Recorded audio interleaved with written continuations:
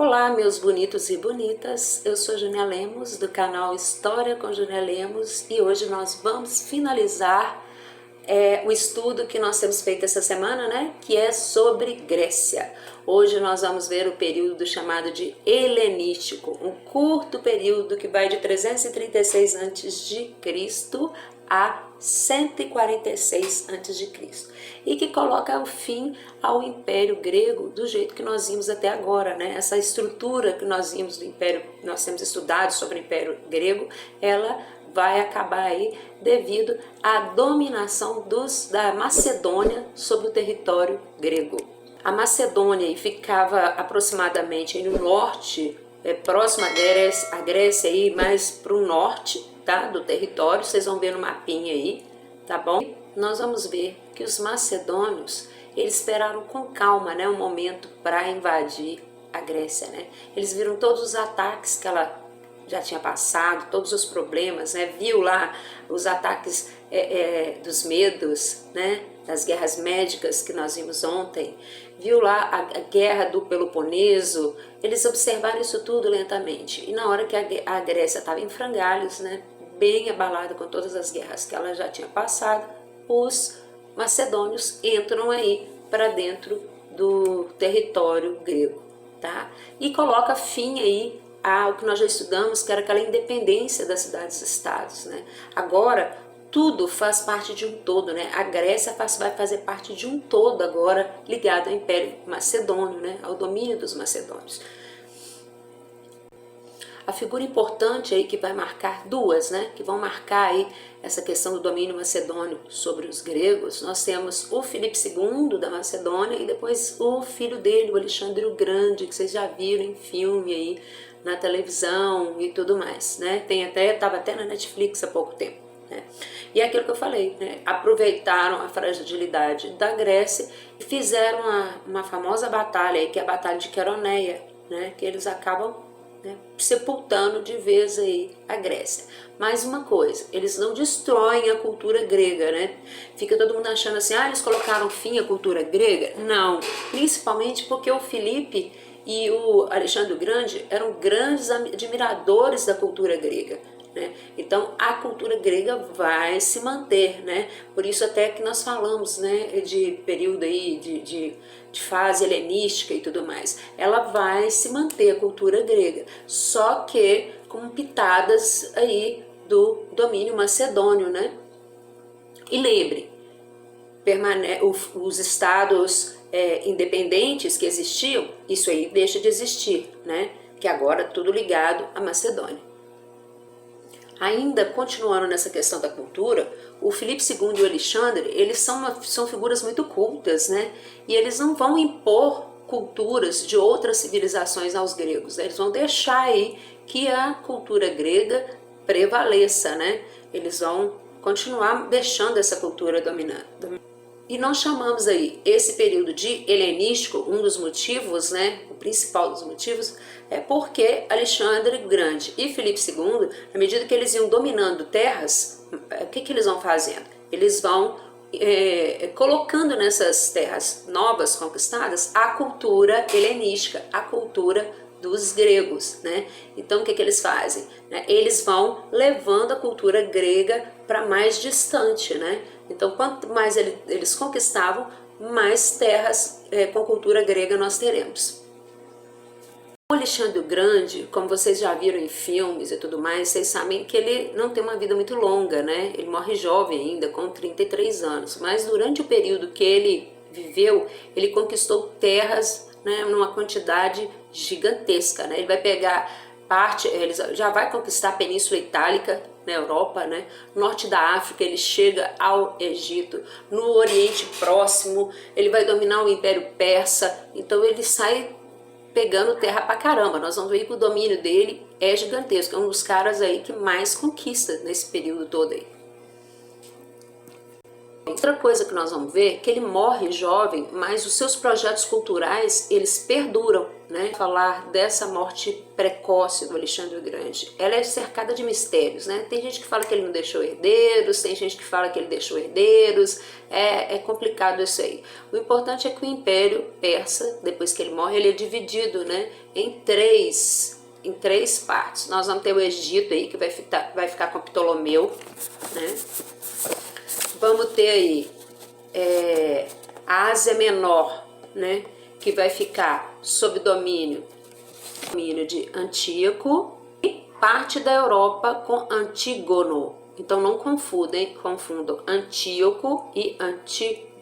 Quando é que o Império Macedônio ele vai ruir? Nós vamos ver aí que ele vai ruir aí depois que ele entra em contato com a civilização romana, né? Mas isso nós vamos ver aí em outro momento. Nossa questão não é falar do Império Persa, mas dessa cultura do finalzinho de Grécia e da influência aí da cultura grega que vai ficar para outras civilizações aí que nós vamos ver aí que acontece no período helenístico. Vamos ver um pouco do que foi esse legado da cultura helenística, né, para a história aí, ó, né, o que eles deixaram, qual foi a importância deles, né, pela essa constante busca que eles tinham pelo conhecimento, né. O Alexandre, não sei se vocês sabem, mas ele foi discípulo de Aristóteles, então ele é um cara, ele nasceu na Pérsia, mas jovem ainda vai estudar na Grécia, e lá ele aprende, por exemplo, além de ser um grande guerreiro, né, ele vai aprender com Aristóteles a negociar, né.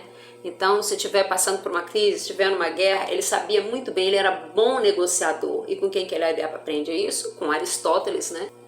Nós vamos ver aí que Alexandre vai ser responsável por fundar a Alexandria, né?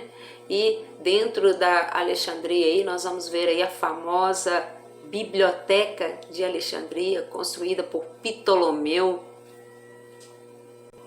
Essa Biblioteca de Alexandria, ela foi uma das mais importantes da história antiga, né? E que armazenava a maior concentração de conhecimento, né? De livros, de produção de conhecimento da Idade Antiga. E ela foi incendiada, né? A Biblioteca de Alexandria, então, ela teria sido destruída numa guerra civil que vai acontecer aí, que nós vamos estudar mais para frente, né? Esse período helenístico, ele é riquíssimo em conhecimento, em saber, em produção artística, em tudo, né? O Alexandre o Grande era muito preocupado com isso. E uma das coisas que ele funda aí de extrema importância é a cidade, né? Ou foi a cidade de Alexandria, né? Durante muito tempo vai ser a capital do Egito, e é lá que vai ser construída a famosa Biblioteca de Alexandria. Dentro desse período aí de conhecimento, de produção de conhecimento e tudo mais, nós vamos ver, por exemplo, já a descrição da Via Láctea, né? Olha que interessante, os homens lá na Idade Antiga já observando o céu, já fazendo a descrição da Via Láctea. E essa descrição da Via Láctea vai ser feita por um cara chamado... Outra coisa importante também, né, as bases da geometria já sendo discutidas nessa época com Arquimedes e Euclides, né? Então vocês conseguem entender o grau, como o período helenístico foi importante, rico, gente, tá? E temos a arte também, né, uma arte que esboçava muita violência, né? Era o que eles viviam, né? Guerras e tudo mais. Aquele homem, né, com um corpo muito próximo do homem de verdade, né? Com todas as características e tudo mais, mas sempre um homem mostrando o semblante carregado, né? Mostrando a dor, né? A guerra, reflete a sociedade da época, né? E a filosofia que nós vamos ver produzida nesse período aí vai mostrar muito o estado de espírito, a felicidade, né? E aí, gente, né? Nós vamos ver então que esse período aí que a gente chama de helenístico, ele dura pouco, mas ele deixa resquícios pelo mundo afora, né? Que são esses conhecimentos que nós estudamos, alguma coisa que nós falamos e tudo mais. Então, meus queridos, nós terminamos nosso estudo sobre Grécia.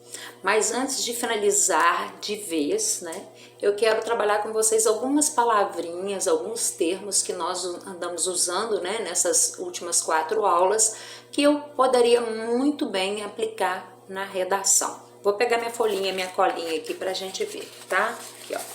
Uma das coisas que eu posso trabalhar em redação depois que eu estudei Grécia é misoginia. já falamos também, né? Misoginia é outro argumento histórico, a aversão, né? Esse desrespeito à mulher, essa pouca consideração que era dada ao papel da mulher na Grécia Antiga.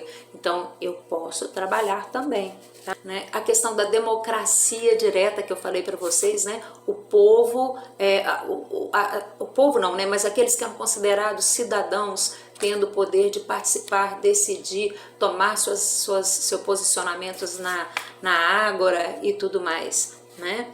O que mais? A noção de cidadania. O que é cidadania para nós? O que era cidadania para o grego? Outro argumento aí histórico. Se vocês voltarem na aula, vocês vão ver aí, né?